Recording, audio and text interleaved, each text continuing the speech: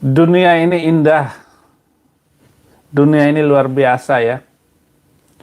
Saya menjadi pengikut Kristus dengan kebenaran, kekuatan, kesemangatan saya yang semula memang lagi heboh-hebohnya, lagi muda-mudanya ketika itu.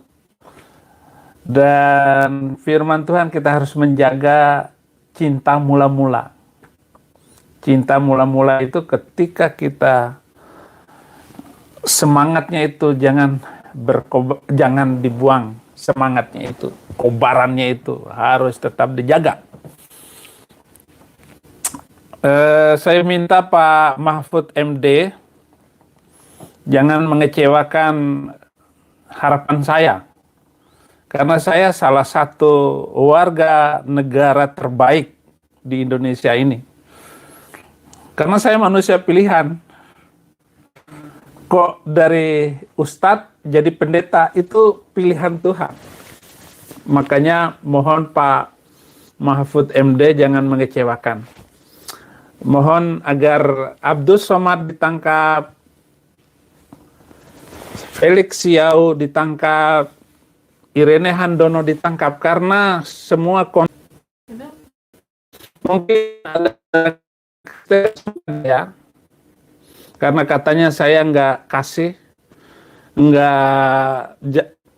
sesuai dengan ajaran Kristen. Oke, boleh, itu penilaian Anda. Tetapi ini adalah masalah keyakinan dan bagaimana memahami firman Tuhan yang ada di dalam Alkitab itu sehingga mengubah hidup saya. Berubahlah hidup saya hari ini menjadi orang Kristen.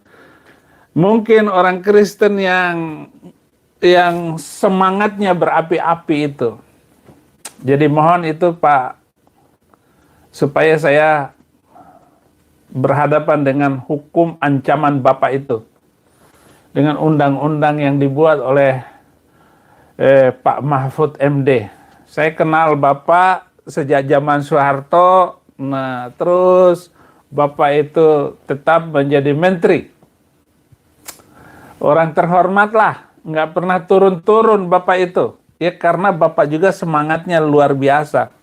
Kecerdasan Bapak diakui dalam pekerjaan Bapak, dalam usaha Bapak, ya menjadi menteri itu. Oleh karena itu, Bapak tangkap Somad, saya kembali ke Indonesia. Terserah Bapak, mau nantang Carok, apa, balikin ke saya, terserah Bapak. Saya adalah warga negara Indonesia yang baik. Dan saya sudah ngomong kepada teman-teman saya di Indonesia, saya akan menghadapi apapun resiko itu. Dan Bapak bisa mencatat setiap khutbah-khutbah saya itu. Ya. Saya sudah pinjam dari Tuhan Yesus Kristus, keberanian dari Tuhan Yesus Kristus, mempertanggungjawabkan segala sesuatunya. Pasti ada waktunya. Ada waktunya. Jadi nggak mungkin saya kabur, nggak mungkin saya meninggalkan tanggung jawab. Apapun resikonya saya hadapi.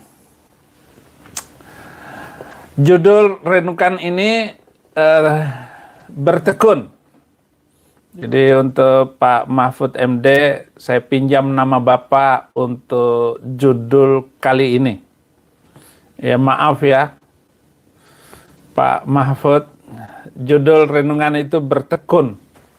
Bertekun bersama Mahfud MD. Semuanya ini kukatakan kepadamu, supaya kamu jangan kecewa dan menolak aku. Kamu akan dikucilkan, bahkan akan datang saatnya bahwa setiap orang yang membunuh kamu akan menyangka bahwa ia berbuat bakti bagi Allah.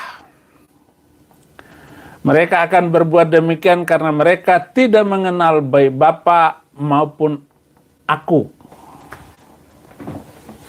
Saudara, sudah disebutkan oleh Yesus Kristus masa interval waktu antara Yesus dengan Muhammad ini 600 tahun. Artinya 6 abad kemudian barulah muncul Muhammad ini. Nah, Bang Mamat ini muncul sebenarnya karena selama ini mereka melihat orang Yahudi itu smart, cerdas, pintar, kaya. Kenapa selalu orang Yahudi yang kaya? Dia bilang begitu, mungkin dalam hatinya.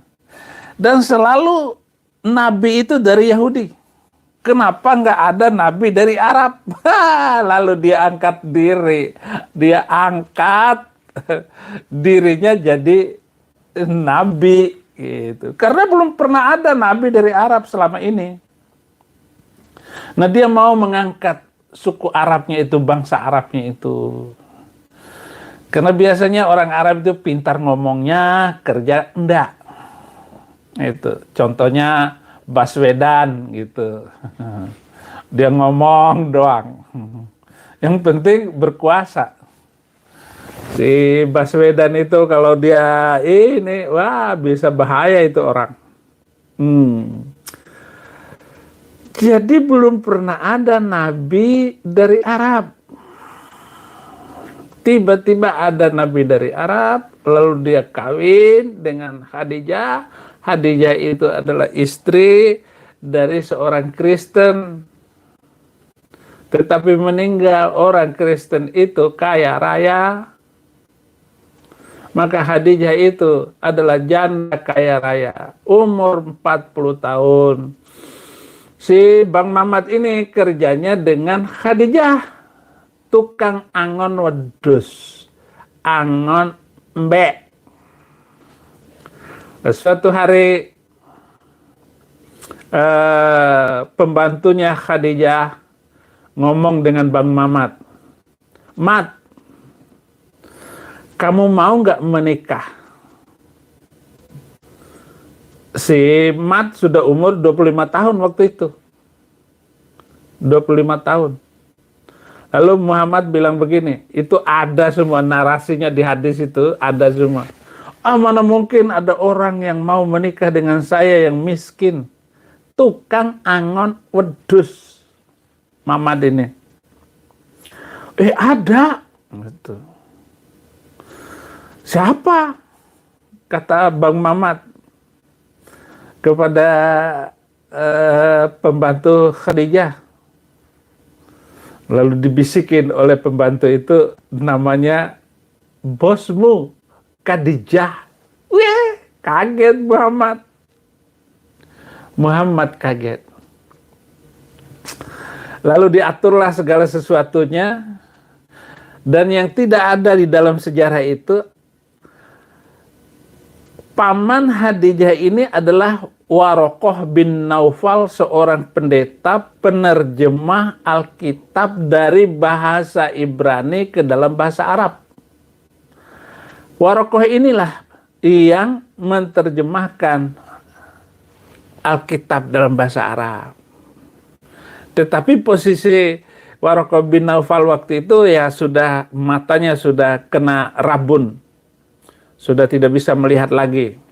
Dan umurnya sudah tua, Warokoh bin Naufal ini. Nah, saudara-saudara,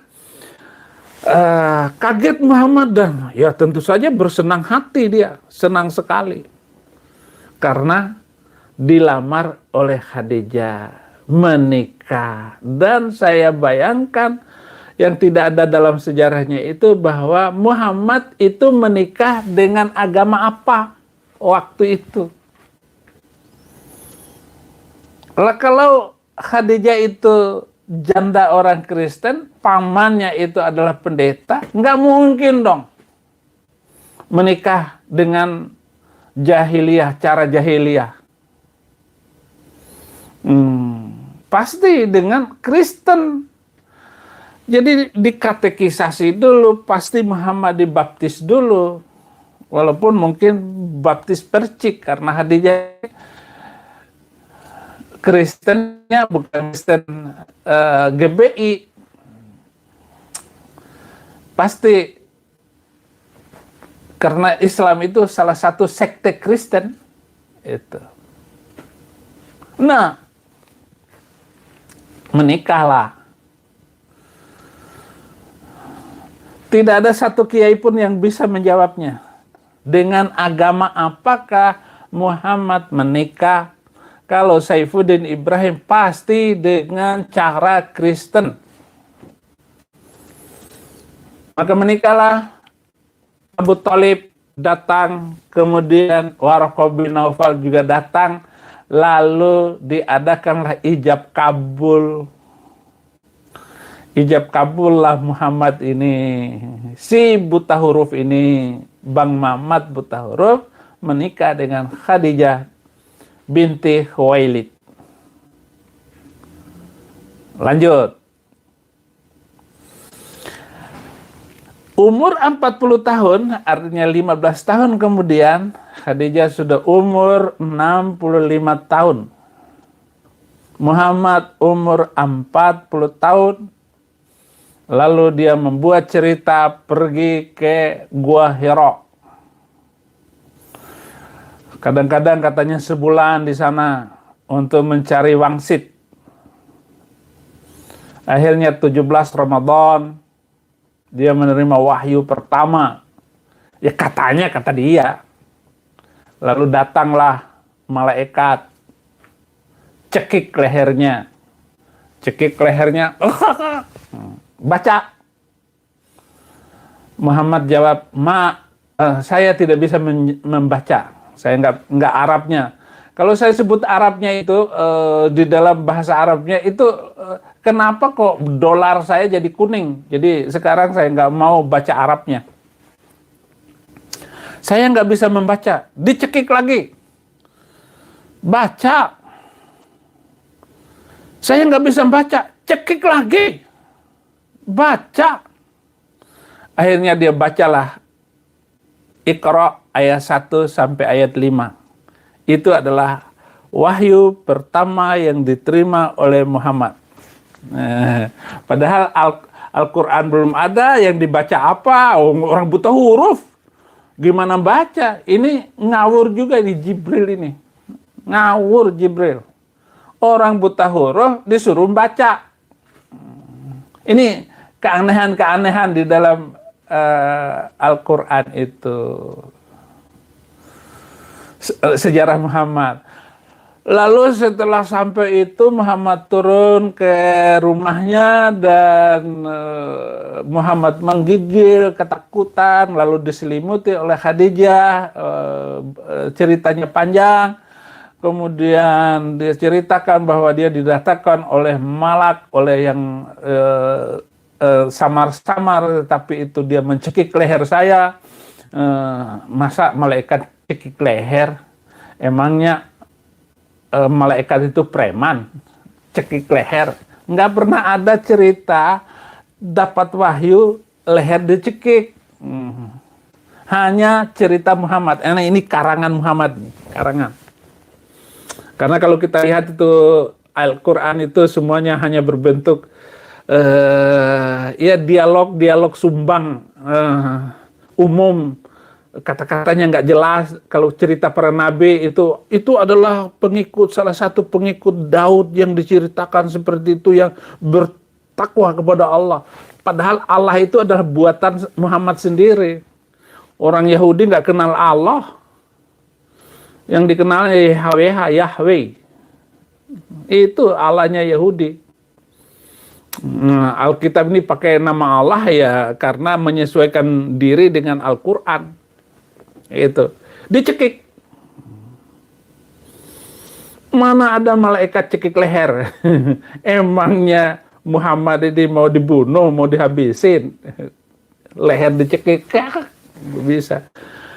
Diselimutin oleh Khadijah, kemudian sesungguhnya engkau, kata Khadijah kepada Muhammad suaminya itu, engkau adalah laki-laki terbaik, engkau selalu memberikan makan minum kepada orang-orang yatim, dan Allah tidak akan meninggalkan engkau selama-lamanya.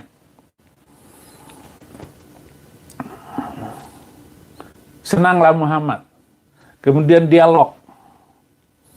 Nah, dalam dialog itu tiba-tiba Muhammad ngelihat malaikat. Nah, malaikat kelihatan. Kemudian Khadijah membuka pahanya. Dia buka pahanya itu, ya, diperlihatkan. Nah, menurut anggapan orang Arab bahwa kalau buka paha, malaikatnya kabur. Kalau ketutup paha itu iblis masuk. Nah, dibuka pahanya. Apakah kamu masih melihat? Masih. Lalu dibukalah. Jadi Muhammad itu masuk dalam sarungnya Khadijah, kemudian dibukalah itu pahanya. Muhammad bilang, oh enggak lagi kulihat. Oh, berarti yang datang kepada kamu itu, suamiku, itu adalah malaikat. Nah, bukan setan, bukan iblis gitu. Padahal di ayat yang lain itu Muhammad itu dikerumunin iblis, dikerumunin jin gitu. Ada beberapa ayat di dalam Al-Quran itu, termasuk dalam surat ke-72 ayat 19, dikerumunin oleh jin. Nah, cerita itu kemudian disampaikanlah kepada Waraqah bin Naufal, lalu Waraqah bin Naufal memberikan respon, sesungguhnya yang datang kepada suamimu itu adalah malak. Malak itu berarti malaikat. Dan suamimu itu bla bla bla bla bla. Dan bersumpahlah Waraqah bin Naufal, andainya pada saat itu ketika suamimu dianiaya oleh orang-orang suku bangsanya, maka akulah pembela utama dari suamimu itu, yaitu Bang Mamat itu. Nah, itu cerita yang cerita pembukaan sedikit.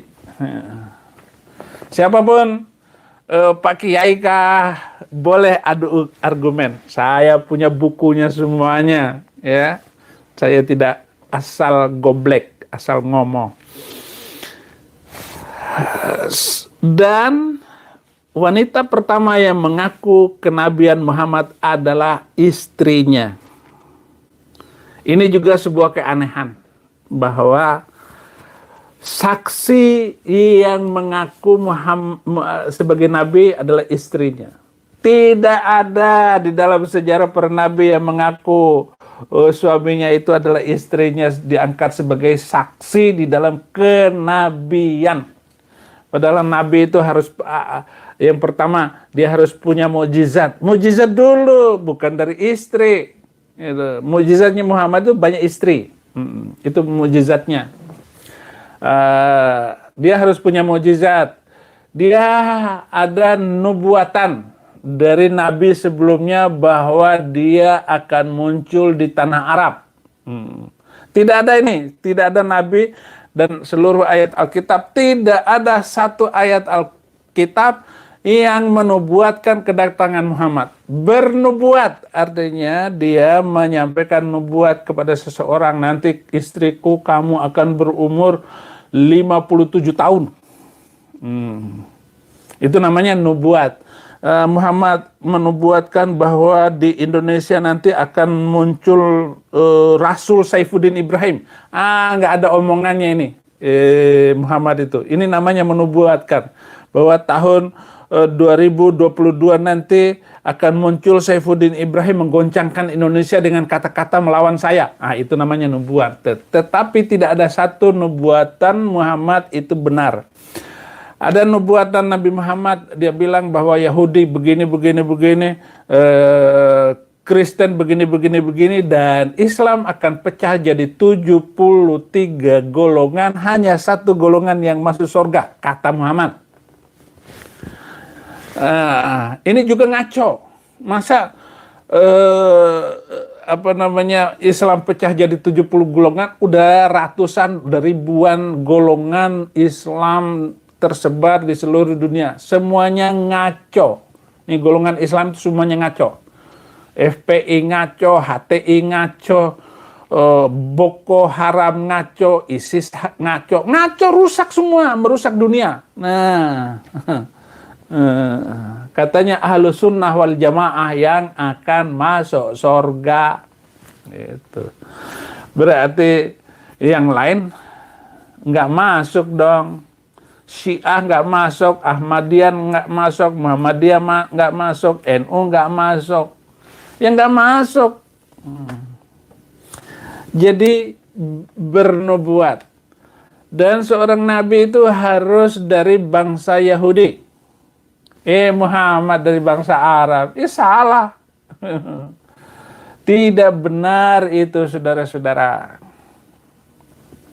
Tidak masuk dalam kriteria bahwa dia ini adalah benar-benar seorang nabi. Bukan nabi. Ini dilihat dari apa yang saya baca di dalam Alkitab, apa yang saya renungkan, apa yang ini.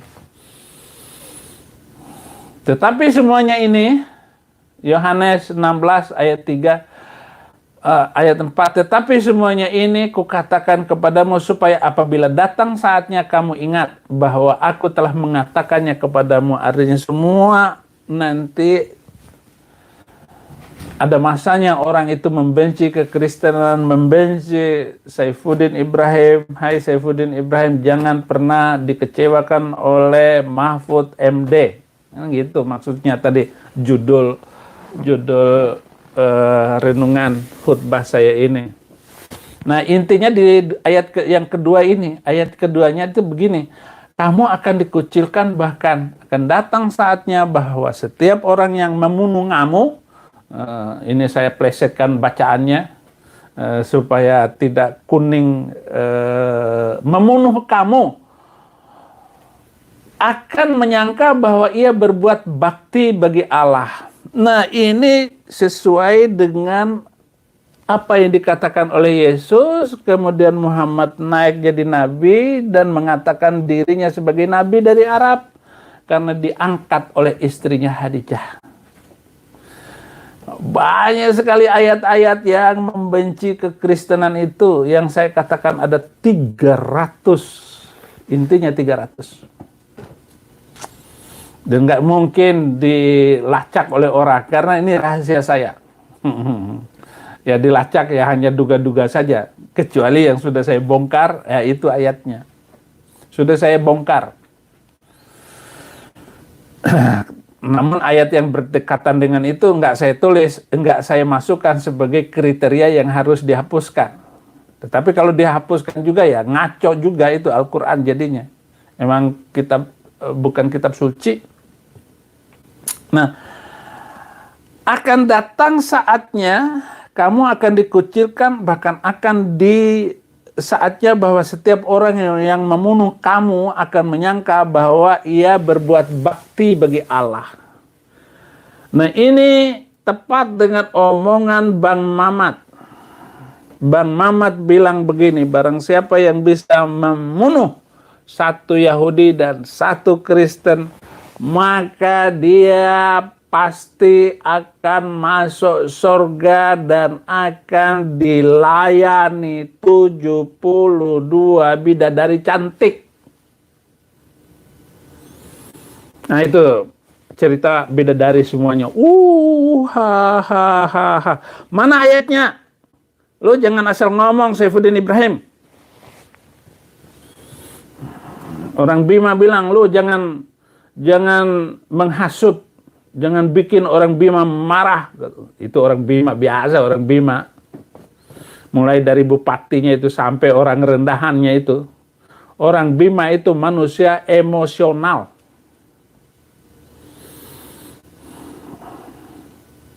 Bahkan ada itu pengacara itu lapor saya di Tangsel. Si Firdaus katanya mau sudah melaporkan saya ke Kapolres. Kecil Firdaus.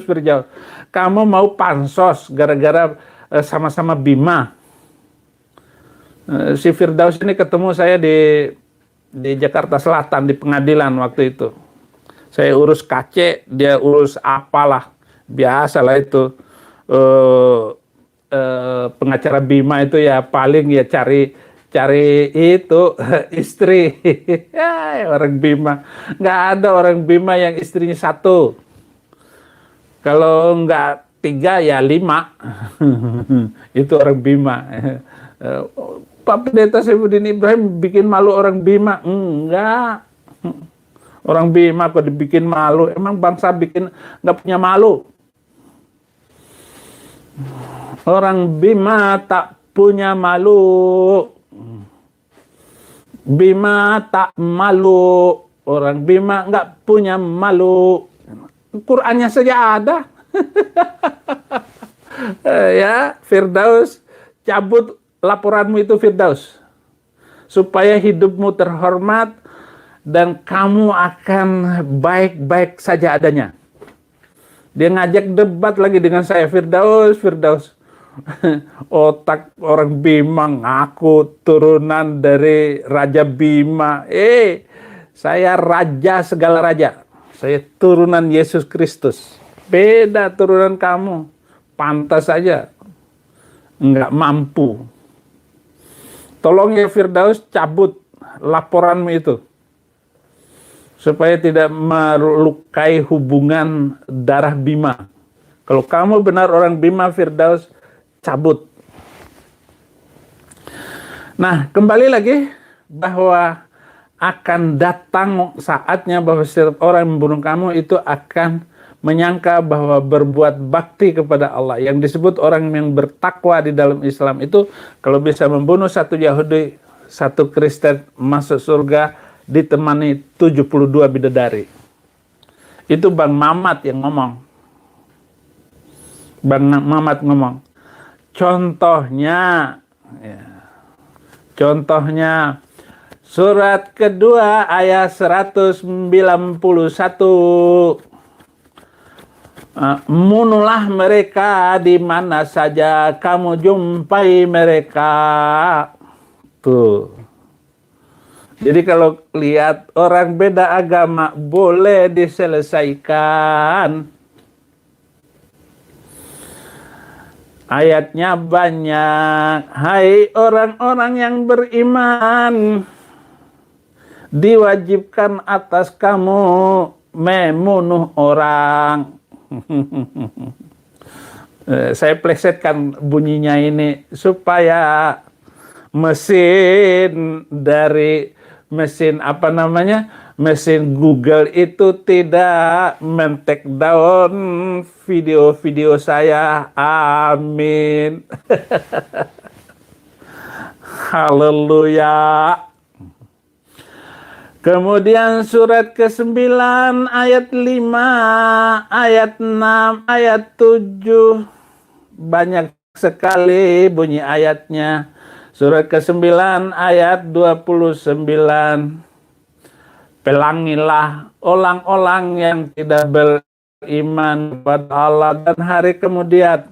Mereka tidak mengharamkan apa yang diharamkan oleh Allah dan Rasul. Mereka tidak beragama dengan agama Islam, yaitu mereka yang dibeli Alkitab. Nah loh, orang yang diberi Alkitab di ayat itu boleh dipelangi, dibunuh. Mantap ini ayat. Jadi saudara-saudara, kita harus bersyukur bahwa apa yang diajarkan Yesus Kristus itu hebat. Dia hebat. Itulah sebabnya saya tidak akan kembali ke agama itu walaupun dikasih duit. Walaupun saya dikasih harta kekayaan. Ya. Silakan Anda mengambil apa saja dari cerita saya. Tapi jangan cari kesempatan di dalam kesempitan. Saya benar-benar akan fight demi membela hidup yang benar orang-orang yang membenci kekristenan, membenci minoritas, menghina, membakar gereja, dan jangan sampai setelah ini ada kejadian-kejadian yang tidak baik itu. Mestinya Menko Polhukam itu harus kembali mengaca diri, memperbaiki Indonesia. Sebagai Menko Polhukam, Anda sudah tahu laporan politik keadaan di seluruh provinsi. Bapak harus koordinasi itu semua. Nah, ayat yang keempat. Hal ini tidak kukatakan kepadamu dari semula karena selama aku masih bersama-sama dengan kamu, tetapi sekarang aku pergi kepada Dia yang telah mengutus aku. Dan tiada seorang pun di antara kamu yang bertanya kepadaku, kemana engkau pergi? Tetapi karena aku mengatakan hal itu kepadamu, sebab itu hatimu berduka cita. Namun benar yang kukatakan ini kepadamu adalah lebih berguna bagi kamu jika aku pergi. Sebab jikalau aku tidak pergi, penghibur itu tidak akan datang kepadamu. Tetapi jikalau aku pergi, aku akan mengutus Dia kepadamu. Jadi mengutus roh kebenaran itu. Dan kalau Ia datang, ya ini huruf besar, Ia akan menginsafkan dunia akan dosa, kebenaran, dan penghakiman. Akan dosa karena mereka tetap tidak percaya kepadaku. Jadi kalau tidak percaya kepada Yesus, dosa. D-O-S-A. Pak Mahfud MD tidak percaya kepada Yesus Kristus. D-O-S-A. Ade Armando tidak percaya kepada Yesus. D-O-S-A. Siapapun yang tidak percaya kepada Yesus Kristus. D-O-S-A. Tidak percaya kepadaku akan kebenaran karena aku pergi kepada Bapa dan kamu tidak melihat aku lagi. Akan penghakiman karena penguasa dunia ini telah dihukum. Jadi semua penguasa kejahatan itu telah dihukum. Makanya serahkan dirimu, dibaptis, serahkan hidupmu untuk memuliakan Tuhan selama-lamanya.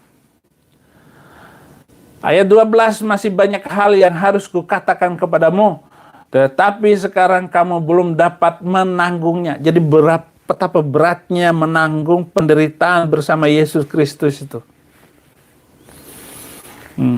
Berat sekali penderitaan itu. Tetapi apabila Ia datang, yaitu roh kebenaran, Ia akan memimpin kamu ke dalam seluruh kebenaran. Sebab Ia tidak akan berkata-kata dari dirinya sendiri, tetapi segala sesuatu yang didengarnya, itulah yang akan dikatakannya. Dan Ia akan memberitakan kepadamu hal-hal yang akan datang. Ia akan memuliakan aku, sebab Ia akan memberitakan kepadamu apa yang diterimanya daripadaku. Segala sesuatu yang Bapa punya adalah aku punya.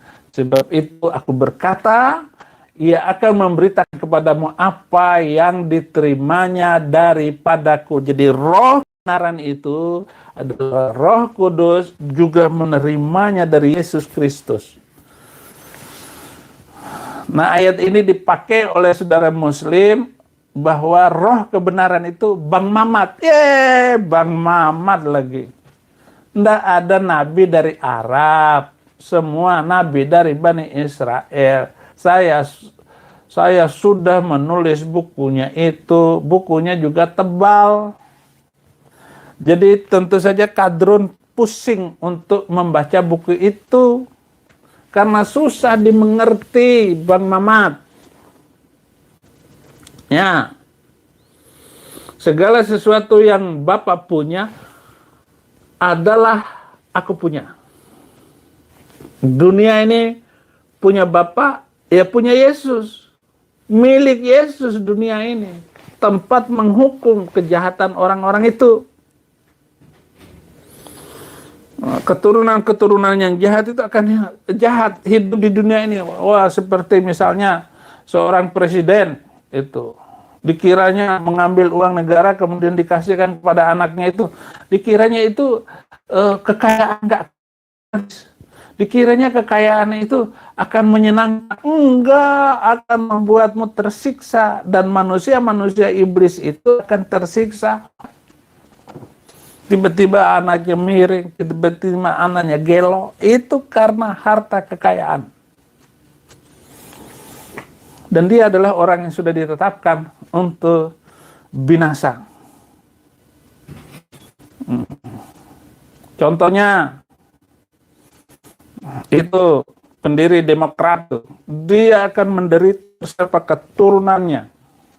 Akan menderita, kalau benar, kalau dia itu adalah dia korupsi loh, kalau benar. Itu hukum alam, hukum yang sudah dikatakan oleh Tuhan Yesus Kristus. Nggak bisa dihindari, mau lari kemana.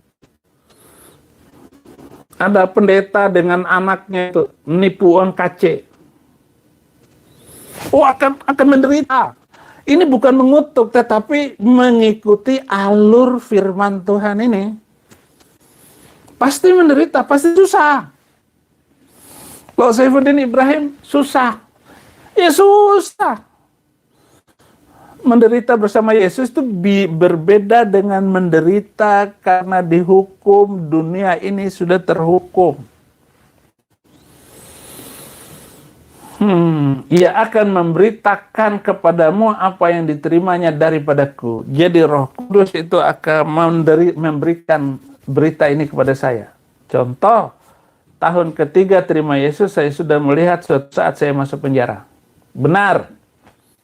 2017 saya masuk, 2018 sampai 2019 Maret, April saya masuk penjara. Dan saya belum tahu lagi hari ini bagaimana itu karya Tuhan dalam hidup saya kok ada di Amerika. Itu. Nanti kalau sudah lengkap alat-alat saya di dalam ini untuk siaran, saudara mungkin akan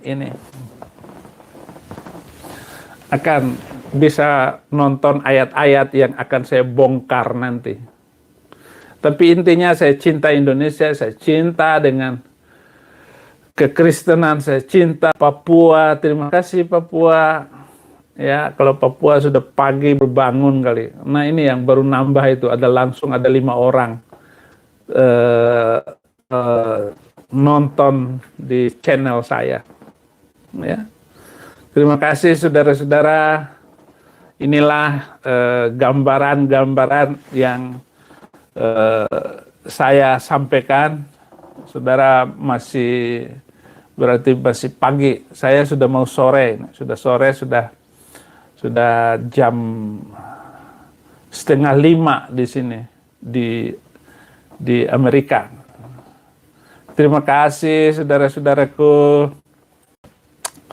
Kita hanya bisa berdoa untuk menolong saudara-saudara yang mau binasa itu, entah siapapun. Kembalilah kepada jalan yang benar. Kalau kamu sudah korupsi, kembalikan uang negara itu. Mengaku dosa supaya anak-anakmu tidak terkutuk hidupnya. Dan jalan kebenaran itu adalah angkat tangan terima Yesus, belajar, dibaptis, bersaksi, lalu utuslah dirimu sendiri kemana kamu pergi lewat tumpang tangan dari hamba-hamba Tuhan. Dan saudara-saudaraku yang Kristen, jadilah terang dan garam dunia. Jangan menjadi batu sandungan karena mereka itu hanya melihat apa yang nyata. Mereka tidak tahu. Pokoknya mereka itu persekusi orang, gebukin orang, padahal dia nggak tahu mukul orang itu akan berakibat kepada anak cucunya. Nasihat Kristus adalah apa yang mau orang lakukan kepada kamu, lakukanlah itu kepada orang. Kalau mau kamu dihormati, hormatilah dulu orang. Kalau kamu mau dikasih orang, kasihilah dulu orang. Dan kasihlah orang fakir miskin, karena mereka tidak mampu membalas apa yang kamu kasih. Walaupun sepiring nasi, dia tidak mampu membalas. Buatlah orang itu tidak mampu membalasnya kepada kamu. Itulah perintah Yesus Kristus. Mari kita berdoa. Bapa di surga, bersyukur untuk sore hari ini, pagi subuh di Indonesia. Tuhan berkaryalah di dalam kehidupan kami, dan biarlah kami selalu berkata-kata yang benar, selalu berbuat yang benar, berpikir yang benar, mendengar yang benar. Sehingga anak-anak cucu kami adalah anak cucu yang luar biasa. Mereka terus diberkati oleh Tuhan. Jauhkan dari roh maut, roh kecelakaan, tidak menimpa mereka. Justru sukacita surgawi selalu datang di dalam kehidupan kami. Tuhan, berdoa untuk Indonesia, biarlah negeri ini aman, damai, sentosa, dan orang-orang yang disakiti oleh hamba-Mu lewat mulut hamba-Mu, ampuni hamba-Mu juga. Dan biarlah mereka memahami apa yang hamba-Mu katakan itu bukan karena kebencian, tetapi karena kasih, kemurahan Tuhan. Dan terima kasih, hanya di dalam nama Yesus hamba berdoa. Haleluya. Bless, bless, bless Indonesia. Amin.